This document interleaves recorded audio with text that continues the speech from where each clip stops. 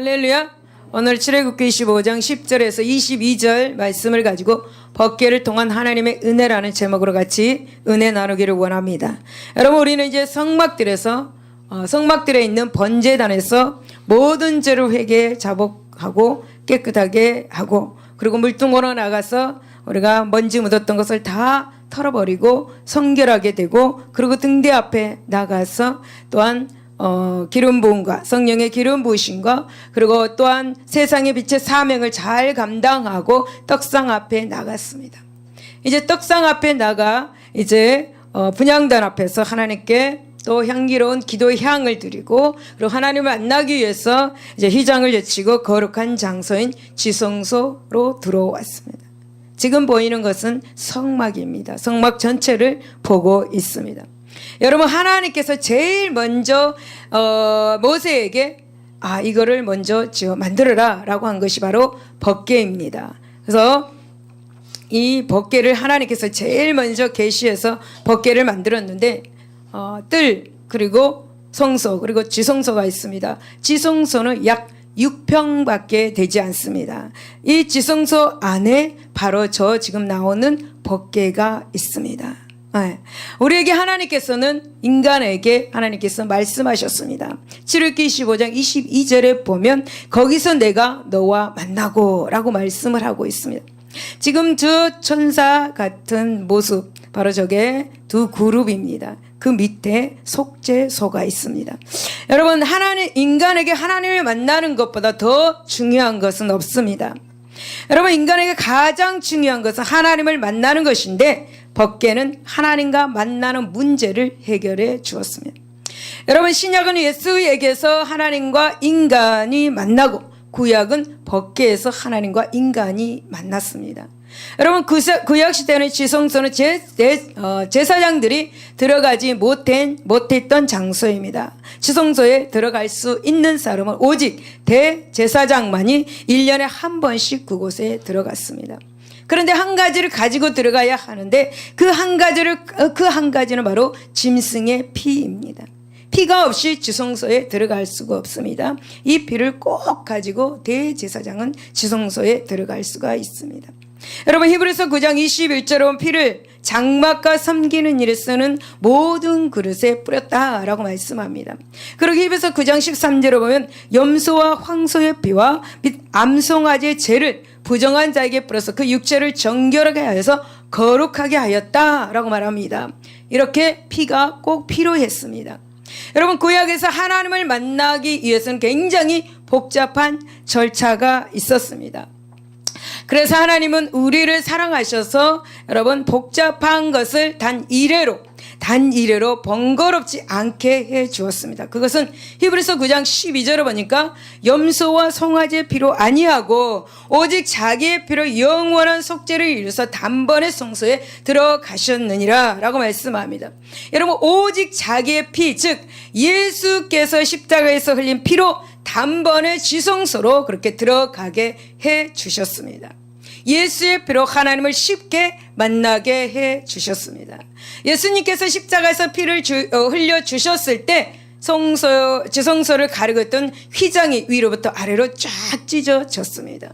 그래서 우리는 예수 그리스도의 피에 의해서 하나님의 은혜의 보좌 앞에 담대히 나갈 수 있는 은혜를 잊게 되었습니다. 여러분, 지성소에 들어가면 법궤가 있습니다. 여러분, 이 법궤는 빛을 내어서 지성소를 찬란하게 했습니다.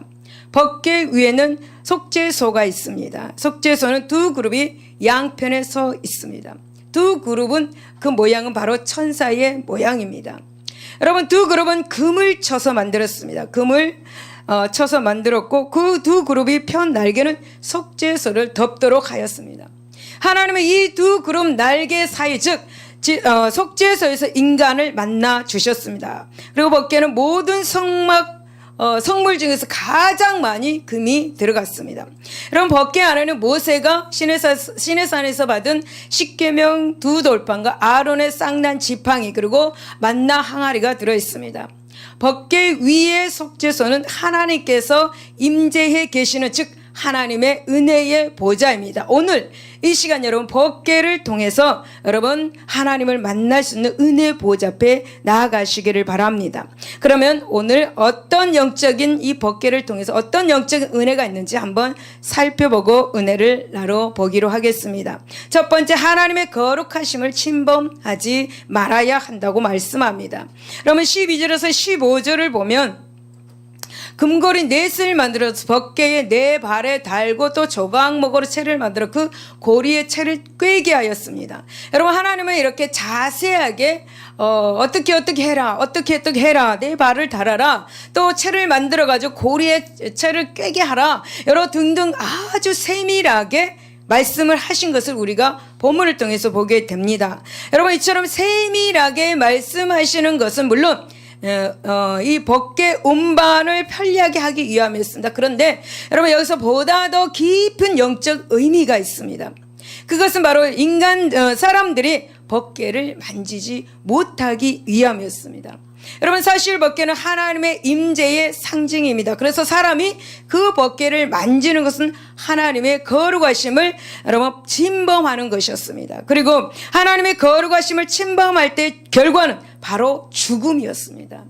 우리는 이를 사무엘하 6장 1절에서 7절을 보면서 잘 알 수가 있습니다. 이스라엘 백성들은 하나님의 법궤를 블레셋에게 빼앗겼습니다. 그래서 다윗은 왕이 되어서 법궤를 찾아왔습니다. 그런데 이 법궤를 찾아서 운반하는 과정에서 아주 큰 사건이 일어납니다. 우리가 상상할 수 없는 사건이 일어나고 있습니다. 사무엘하 6장 1절에서 7절을 보면 다윗이 일어나 자기와 함께 있는 모든 사람과 더불어서 이제 하나님의 궤를 메어서 오려 했습니다.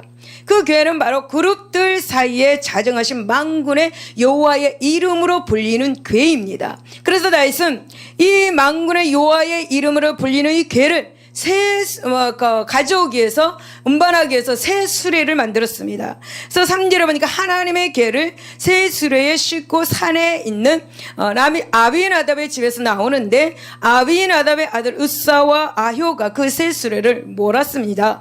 그리고 이제 4절에 보면 백성과 다윗은 산에 있는 이 아비나답의 집에서 하나님의 궤를 싣고 나올 때에 아효는 궤 앞에서 가게 했습니다. 그리고 다윗과 백성들은 악기, 수금, 비파, 소고, 그리고 양금, 그리고 제금으로 하나님 앞에서 연주를 하게 하였습니다. 그런데 6절에 보니까 그들이 나곤의 타작마당에 이르러서는 갑자기 소들이 뛰는 것입니다.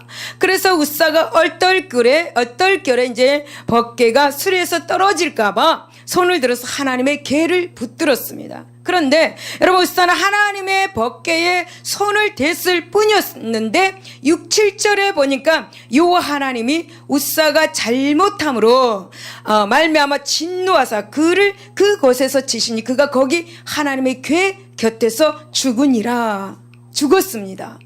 사랑하는 여러분, 왜 우사는 착한 일을 하였는데 그 자리에서 죽었을까요? 왜 죽었을까요? 여러분, 우리가 볼 때 우사는 좋은 일을 하였습니다. 그렇죠? 법궤가 땅에 떨어지지 않도록 만졌을 뿐입니다. 좋은 일을 하였는데 왜 하나님은 우사를 저주하여서 죽게 하였을까요? 사랑하는 여러분, 그것은 바로 하나님의 거룩성을 몰랐기 때문입니다. 여러분, 우사는 하나님께서 시키는 대로 하지 않았기 때문에 죽었습니다. 하나님의 법궤는 참으로 거룩한 것입니다. 피해 없이는 함부로 법궤를 만질 수가 없는 것입니다. 법궤는 너무나 거룩하기 때문에 아무나 운반할 수 없습니다. 그래서 성경 민수기 4장 15절에 보면 아론과 그의 아들들이 성소와 성소의 모든 기구 덮는 일을 마치거든 고앗 자손들이 와서 맬 것이니라. 그러나 성물을 만지지 말라. 그들이 죽으리라. 해막 물건 중에서 이것들을 고앗 자손이 맬 것이며 라고 이렇게 말씀합니다. 여러분, 아무나 매는 것이 아니다라는 것을 가르쳐주죠. 아무나 하나님의 거룩한 성물을 만져서는 아니다라는 것을 우리에게 가르쳐주고 있습니다. 사랑하는 여러분, 하나님은 법궤가 너무 거룩하기에 운반할 때 법칙을 정해 주었습니다. 민수기 4장 5절 6절에 보면 진영이 전진할 때에 아론과 그의 아들들이 들어가서 칸 막는 휘장을 걷어 증거궤를 덮고 또 그 위를 회단의 가죽으로 덮고 그 위에 순청색 보자기를 덮은 후에 그 채를 깨고 라고 그렇게 말씀합니다. 여러분들이 이 말씀을 보면 무슨 말인가 이렇게 들릴지도 모르겠습니다. 여러분, 법궤는 너무너무 거룩하기에 이렇게 3번이나 덮었습니다. 3번이나 덮고 운반을 해야 합니다. 법궤는 너무 거룩하게 제사장이 직접 어깨에 메고 운반해야 합니다. 수레에 싣고 편리하게 운반해서는 안 되는 것입니다. 법궤는 너무나 거룩하게 민수기 4장 15절을 보니까 고앗 자손들이 와서 맬 것이라 이렇게 말씀합니다. 그리고 그 성물을 만지지 말아라. 만지는 날에는 그들이 죽으리라 라고 말씀했습니다. 여러분, 고앗 자손들만이 법궤를 운반할 수 있고 만질 수가 있습니다. 사랑하는 여러분, 우사는 하나님의 거룩하심을 침범함으로 하나님의 저주를 받아가지고 그 자리에서 죽었습니다. 여러분, 그러므로 우리는 하나님의 말씀을 잘 알아야 합니다. 하나님 말씀을 잘 알아야 합니다. 우리가 하나님의 말씀을 바로 알고 기도하고 봉사하고 충성해야 합니다. 여러분, 우리 생각으로는 이렇게 하면 하나님께서 기뻐하시겠지 라고 생각할지 모르겠지만 하나님은 그 생각을 버리게 하십니다. 이런 생각을 하지 말고 하나님의 법 안에서, 즉 말씀 안에서 하나님께 기쁘게 해드리는 것이 무엇인지 알아서 실천하도록 해야 될 줄로 믿습니다. 사랑하는 여러분, 우사는 자기의 생각으로 움직이다가 결국은 저주를 받아서 죽었습니다. 여러분, 호세아 4장 6절에 보니까 내 백성이 지식이 없으므로 망하는도다 라고 말씀합니다. 하나님의 말씀이 없다면 하나님의 거룩성에 대해서도 무지하고 하나님의 거룩성에 대한 무지는 바로 비극으로 끝난다라는 것입니다. 사랑하는 여러분, 다윗이 기앗 여아림에 있던 법궤를 다윗성으로 옮길 당시 우사가 하나님의 법궤를 손으로 만짐으로써 즉시 그 자리에서 죽었습니다. 여러분, 그래서 하나님은 고리와 패를 만들어서 사람들이 법궤를 손으로 만지지 못하도록, 만지지 않고도 운반할 수 있도록 하신 것입니다. 여러분, 특별히 하나님께서는 이 고리에 한번 꿰인 채에 대해서는 지성소에 안치할 때도 다시 빼지 못하게 하셨습니다. 이것은 사람들이 혹시 이 법궤를 만져서 죽을까봐, 그러니까 법궤 고리라도 만지는 일이 없도록 하기 위한 조치였습니다. 사랑하는 여러분, 우리는 하나님의 거룩하심을 훼손하지 않기 위해서 늘 조심해야 될 줄로 믿습니다. 하나님의 이름을 망령되이 일컫지 마시기를 바랍니다. 하나님의 이름을 이용해서 어떤 인간적인 것을 하지 마시기를 바랍니다. 사랑하는 여러분, 출애굽기 12장 2절에 보면 12절에 보면 너나 백성을 위하여 주위의 경계를 정하고 이르기를 너희는 산과 산에 오르거나 그 경계를 침범하지 말지니 산을 침범하는 자는 반드시 죽음을 당할 것이다 라고 그렇게 말씀합니다. 여러분, 이 말씀에서는 산은 바로 하나님의 임재가 있는 곳입니다. 장소입니다. 하나님께서 임재하시는 장소를 침범하면은, 즉 하나님의 인간이 당신의 거룩함을 침범할 때에는 지체하지 않고 진노하시고 심판하신다, 이 말씀입니다. 그러므로 우리는 생활 가운데 죄를 범함으로 하나님의 거룩함을 침범하지 않도록 늘 조심하면서 또 주의해야 될 줄로 믿습니다. 이를 위해서 우리는 늘 깨어서 경건의 노력을 게을리하지 말아야 합니다. 여러분, 사실 우리 주변에는 항상 죄의 유혹이 도사리고 있습니다. 그래서 조금만 방심해도 우리는 죄를 범할 가능성이 너무나 많이 있습니다. 세상의 유혹을 이길 수 있는 유일한 방법이 있는데 오직 경건의 연습을 쉬지 않는 것뿐입니다. 그러므로 우리는 지속적인 경건의 연습을 통해서 이 하나님의 거룩하심을 훼손하는 일이 없도록 조심해야 할 것이고, 그리고 말씀과 기도로 거룩한 생활을 해야 될 줄로 믿습니다. 두 번째는 예수 그리스도의 속죄의 피가 저주의 심판을 막아줍니다.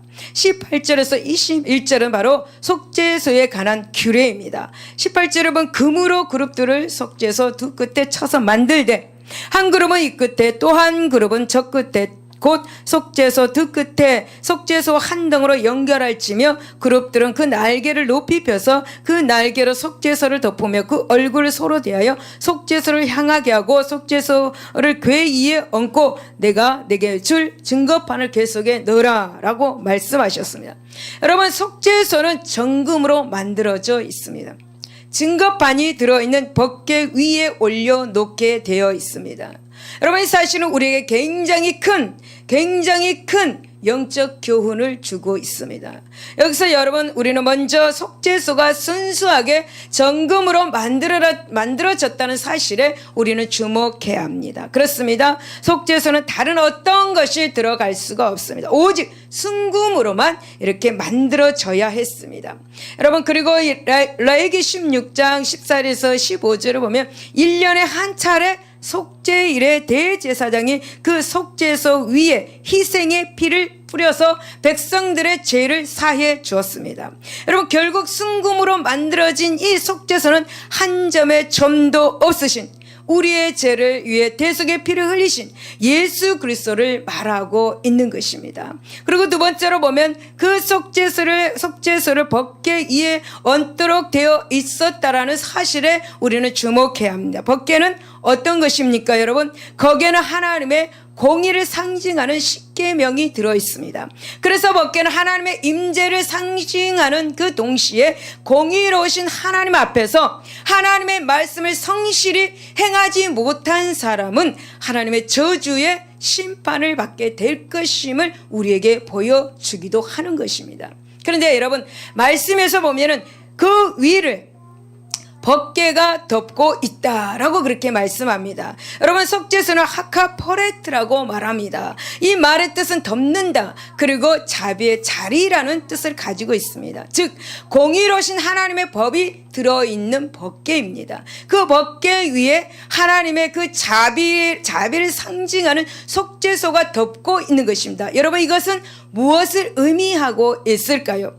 여러분, 인간이 하나님의 법을 지키지 못하면 마땅히 저주와 심판을 받아야 할 형벌에 이르게 됩니다. 그러나 여러분, 이 법궤 위에 하나님의 자비를 상징하는 이 속죄소가 덮고 있듯이 예수 그리스도께서 십자가에서 그 대속의 피를 흘려주셔서 그 모든 죄를 덮어주심으로 여러분, 저주와 심판을 막아주셨다라는 것입니다. 할렐루야. 할렐루야. 예수님께서 대속의 피를 흘려주셔서 우리가 저주에서 벗어날 수 있었고 심판을 벗어날 수가 있는 것입니다. 사랑하는 여러분, 실로 우리는 다 하나님의 저주를 받고 영원히 멸망받아 마땅합니다. 하지만 하나님의 그 자비하심으로 예수 그리스도를 이 세상에 보내주셔서 우리를 위해서 십자가에서 피 흘려 죽게 하심으로 우리에게 임할 그 하나님의 저주와 심판을 막아주셨습니다. 얼마나 감사한 일입니까? 그렇습니다. 하나님의 공의의 법 앞에서 스스로의 행위로 생명을 보존할 사람은 아무도 없습니다. 오직 하나님의 그 자비하심으로 말미암는 예수 그리스도의 속죄의 피만이 우리로 생명을 보존케 할 수가 있는 것입니다. 할렐루야. 그러므로 누구든지 생명을 얻기를 원하신다면 예수 그리스도께 나와 예수의 그 속죄의 피를 의지할 수 있기를 바랍니다. 사랑하는 여러분, 법궤는 피 없이는 만질 수가 없습니다. 하나님의 말씀은 피 없이는 만질 수가 없는 것입니다. 대제사장도 1년에 한 번 피를 가지고 들어갔습니다. 왜냐하면 그 히브리서 9장 22절을 보면 피 흘림이 없은즉 제사함이 없기 때문입니다.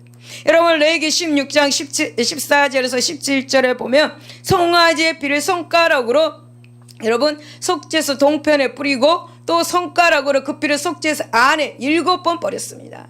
그리고 또 백성을 위해서 속죄 때 염소를 잡아 그 피를 가지고 장 안에 들어가서 그 송아지 피로 속죄소 위와 속죄소 앞에 뿌렸습니다. 여러분, 왜 이렇게 피를 뿌렸을까요? 왜 이렇게 피를 뿌렸을까요? 그것은 바로 죽음을 면하기 위해서였습니다. 꼭 피가 있어야 했습니다. 피가 있어야 죽음을 면했습니다. 그 피가 있어야 저주와 심판을 면했습니다. 할렐루야. 그러나 여러분, 지금은 하나님의 자비하심으로 예수 그리스도의 십자가 피 공로로 저주와 심판을 면하게 되었습니다. 할렐루야. 예수의 그 피로 말미암아 우리는 죽음을 면하게 되었습니다. 예수의 그 피로 말미암아 여러분 영원히 살 수 있는 생명을 얻게 되었다라는 것입니다. 할렐루야. 할렐루야. 여러분 10절에서 11절을 보면 벗개는 조각목으로 만들어졌습니다. 그리고 그 안팎을 정금으로 쌌습니다. 여기서 조각목이나 아카시아 나무를 말합니다. 여러분 아카시아 나무 옹이가 많습니다. 그리고 가늘어서 좋은 목재로는 여겨지지 않습니다. 그래서 아카시아 나무를 사람들은 천하게 이렇게 여겨졌습니다. 하지만 여러분 한편으로는 이 아카시아 나무는 가볍고 잘 썩지 않는 성질을 가지고 있습니다. 그래서 벗개를 만들기에 적합했습니다. 여러분 이러한 점에서 볼 때 조각목은 비천한 모습으로 이 땅에 오신, 그리고 십자가에서 죽음을 맛보신, 그리고 죽었으나 다시 살아나신 그 썩어짐이나 사망에 놓이지 않으셨던 예수 그리스도의 인성을 상징하고 있는 것입니다. 그리고 여러분 벗개의 안팎을 둘러싸고 있는 정금은 바로 고귀하신 예수 그리스도의 신성을 말해주고 있습니다. 그러니까 벗개는 예수 그리스도의 인성과 신성이 있다라는 것입니다. 여러분 이러한 사실을 볼 때 우리는 결국 벗개가 말씀이 육신이 되신 예수 그리스도임을 알 수가 있습니다. 이처럼 벗개가 예수 그리스도임을 알려주고 있는 이 사실은 우리에게 굉장히 중요한 것을 가르쳐주고 있는 것입니다. 여러분 그것은 구약시대에는 하나님께서 예수 그리스도를 예표하는 벗개를 통해서 이스라엘 백성들과 만나서 교제하셨습니다. 그렇다면 오늘날은 하나님은 어떻게 우리와 교제하고 있을까요? 그것은 바로 하나님은 오직 벗개가 예표하는 실체이신 바로 예수 그리스도를 통해서만 우리와 교제하고 계시는 것입니다. 여러분 요한복음 10장 9절에 보면 내가 문이니 누구든지 나로 말미암아 들어가면 구원을 받고 또는 들어가며 나오며 꼴을 얻으리라 라고 말씀하고 있습니다. 여러분 우리는 예수 그리스도는 우리가 하나님과 교제할 수 있는 유일한 문입니다. 유일한 통로가 되시는 것입니다. 여러분 이 문을 통해서 우리는 구원을 얻었습니다. 이 문을 통해서 하늘의 신령한 꼴을 얻게 되었습니다. 할렐루야. 예수 그리스도 그 문으로 들어가면 바로 우리는 복을 받을 수가 있게 되는 것입니다. 할렐루야. 이런 이유에서 예수 그리스도께서는 친히 자신을 가리켜서 요한복음 14장 6절에 내가 곧 길이요 진리요 생명이니 나로 말미암지 않고는 아버지께로 올 자가 없다라고 그렇게 말씀하셨던 것입니다. 그렇습니다. 우리와 하나님과의 교제의 통로는 오직 예수 그리스도밖에 없습니다. 그분 외에 그 어느 누구도 우리를 하나님 앞으로 인도할 자가 없다라는 사실을 기억하시기 바랍니다. 그러므로 우리가 하나님과 생명의 교제를 나누기를 원한다면 지금 이 순간 예수 그리스도를 내 마음 중심에 모셔드려야 합니다. 계시록 3장 20절에 보니까 볼지어다 내가 문 밖에 서서 두드리노니 누구든지 내 음성을 듣고 문을 열면 내가 그에게로 들어가 그가 더불어 먹고 그는 나와 더불어 먹으리라 라고 말씀하십니다. 사랑하는 여러분, 지금 그분이 지금 우리 마음에 문 밖에 서서 두드리고 계십니다. 얘야 제발 내 마음의 문을 열어다오. 내가 너에게 들어가고 싶단다. 그리고 내가 네 마음에 들어가서 너에게 축복하기를 원한단다. 할렐루야. 할렐루야. 할렐루야. 지금 우리에게 말씀하고 계십니다. 아멘. 아멘. 그러니 여러분 이제 우리의 마음 문을 활짝 예수 그리스도께 열어드리십시다. 그러면 예수 그리스도께서는 우리에게 들어오시고 우리는 그로 말미암아 하나님과 교제를 나누고 풍성한 생명을 누리게 되고 복을 받을 줄로 믿습니다. 할렐루야. 세 번째, 하나님께서는 말씀을 통해서 우리 가운데 임재하십니다. 본문의 21절에서 22절을 보면 속죄소를 교회 위에 얹고 내가 내게 줄 증거판을 교회 속에 넣으라. 거기서 내가 너와 만나고 속죄소 위 곧 증거계 위에 있는 두 그룹 사이에서 내가 이스라엘 자손을 위하여 내게 명령한 모든 일을 내게 이루리라. 할렐루야. 할렐루야. 여러분 이 속죄소는 벗개를 덮고 있는 벗개 뚜껑입니다. 속죄소는 하나님께서 강림하셔서 은혜를 베푸시는 자리라는 의미에서 시은좌라고도 말하고 있습니다. 하나님께서는 성막에 임하실 때에 법궤 위에 속죄소에 임재하셔서 우리를 만나 주시겠다고 말씀하고 계십니다. 증거판을 궤 속에 넣으라. 이 증거판은 바로 하나님의 말씀입니다. 여러분, 이 말씀은 하나님께서 자기 백성에게 임하실 때에 말씀을 통해서 임하신다라는 것입니다. 여러분, 하나님께서는 계시의 말씀을 통해서 인간들을 찾아오셨습니다. 그 말씀으로 자신의 거룩하심과 영광을 증거하셨습니다. 여러분, 그리고 자기에게 나오는 자에게 하나님의 은혜를 베풀어 주셨습니다. 할렐루야. 여러분, 이스라엘 백성들은 하나님이 주신 이 계명을 잘 지킬 때는 하나님이 자신들 중에 거하심을 체험할 수가 있었습니다. 그러나 하지만 그 말씀을 어기고 불순종했을 때는 하나님이 떠나가시고 그들에게 저주가 임하는 것을 체험했어야 했습니다. 여러분, 이러한 사실은 오늘날 우리 성도들에게도 마찬가지입니다. 하나님의 말씀을 통해서 우리는 하나님을 만나고 하나님의 음성을 들을 수가 있습니다. 또한 말씀 속에서 하나님의 그 속에 은총을 발견하고 담대하게 하나님의 은혜의 보좌 앞에 나아갈 수가 있게 됐습니다. 그런데 여러분, 어떤 사람들은 말씀을 무시합니다. 말씀을 무시하고 자신들이 직접 하나님의 음성을 들어야 한다라고 개인적으로 주장하는 사람들도 있습니다. 물론 하나님께서 특별한 은혜로 개인에게 음성을 들려줄 수 있습니다. 그러나 그러한 개인적인 체험은 개인에게 베푸시는 은혜입니다. 모든 인류에게 베푸신 구원의 진리 말씀과는 비교도 할 수가 없는 것입니다. 할렐루야.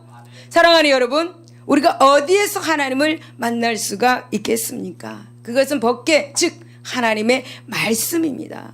하나님의 말씀에서 하나님을 만날 수가 있습니다. 그래서 우리 날마다 개인적으로 하나님의 말씀을 묵상함으로 하나님을 만나야 합니다. 그리고 교회 강단을 통해서 하나님의 말씀의 선포를 통해서 여러분, 하나님의 인도하심을 받아야만 하는 것입니다. 사랑하는 여러분, 하나님의 영은, 즉 성령은 우리가 말씀을 읽을 때 우리 가운데 임재하셔서 구원의 놀라운 역사를 이루어 가십니다.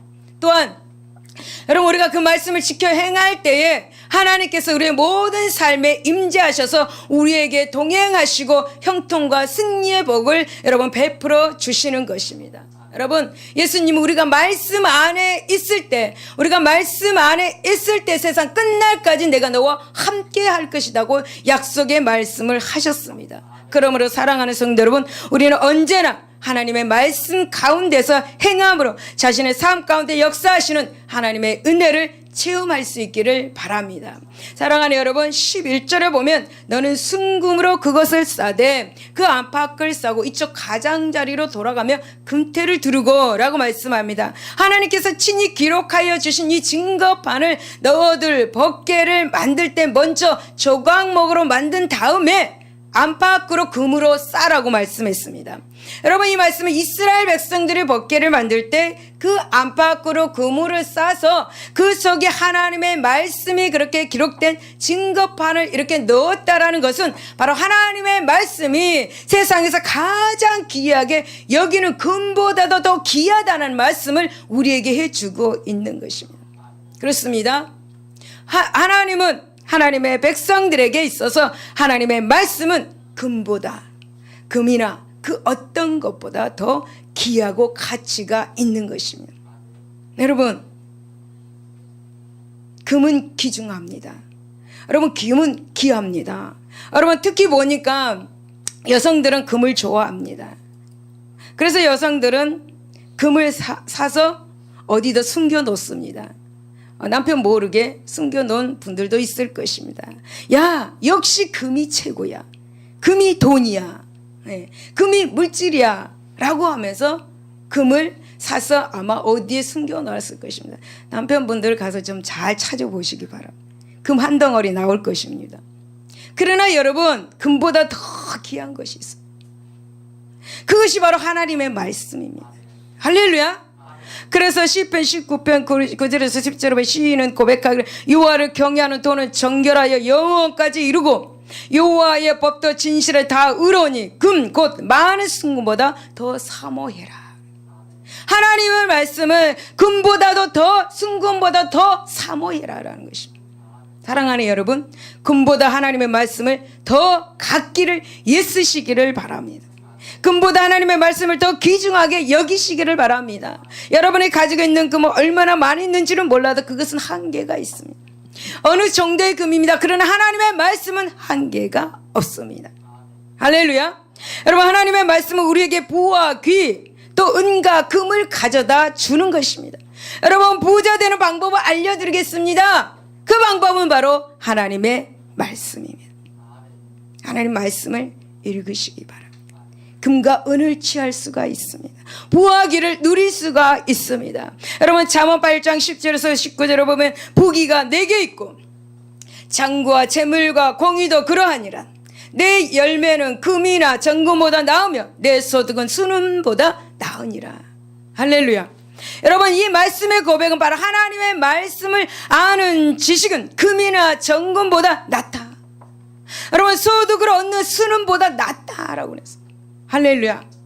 여러분, 그렇다면 이처럼 하나님의 말씀이 세상에서 이렇게 가장 귀한 것으로 여기는 금보다도 더 귀하게 여기는 그 가치는 여러분 무엇 때문에 어떤 이유에 있을까요?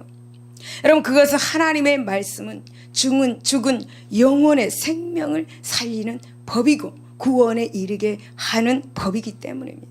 할렐루야. 여러분, 지금 금은 이 세상이 지나가기까지 잠시 동안만 거치는 가치를 지니고 있습니다.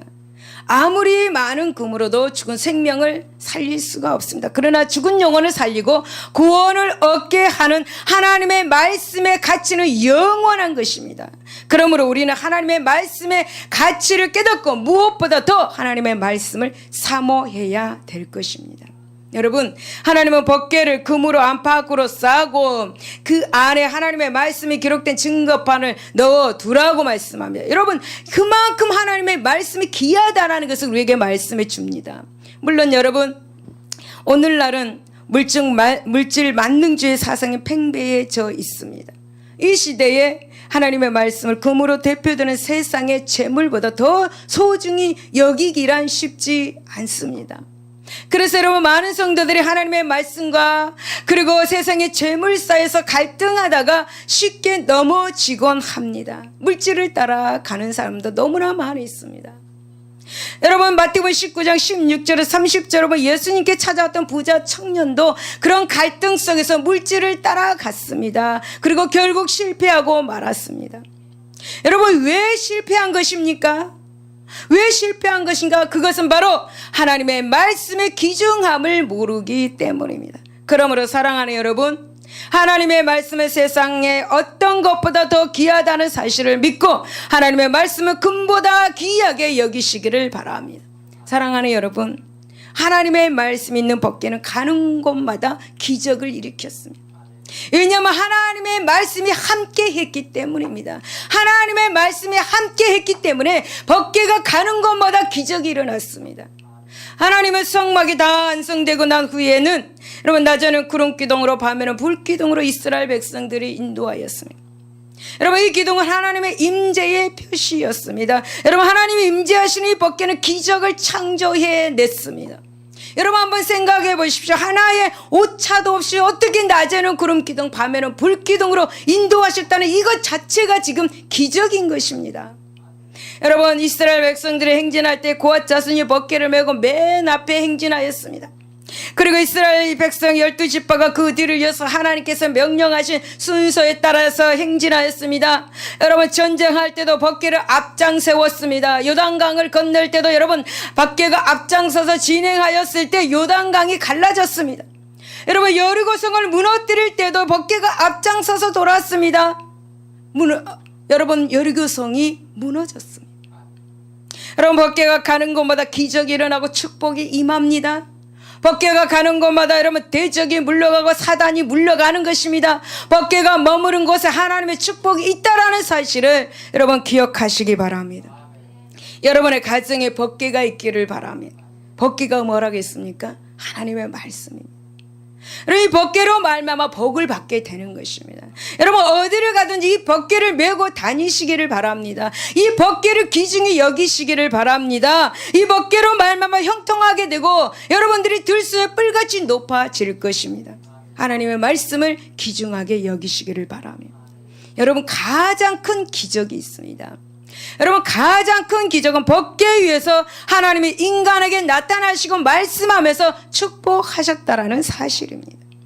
여러분 법궤가 있는 것은 항상 기적이 일어나고 여러분 마찬가지로 하나님의 말씀이 있는 것에는 기적이 일어나는 것입니다.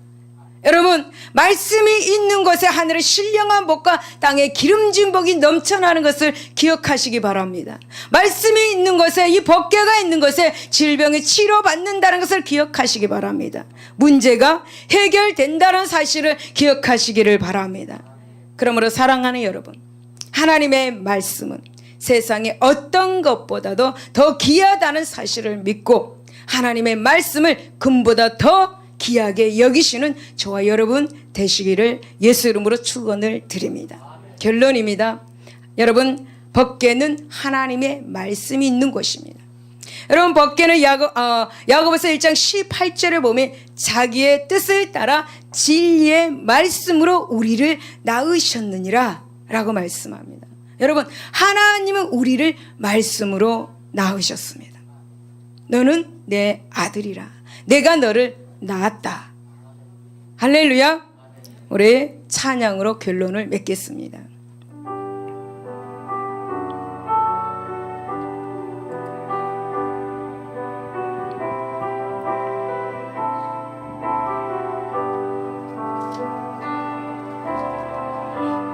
늘고 지쳐 낭망하고 넘어져 일어날 힘 전혀 없을 때에 조용히 다가와 손잡아 주시며 나에게 말씀하시네. 나에게 실망하며 내 자신 연약해 고통 속에 눈물 흘릴 때에 못 자국 난 그 손길 눈물 닦아주시며 나에게 말씀하시네.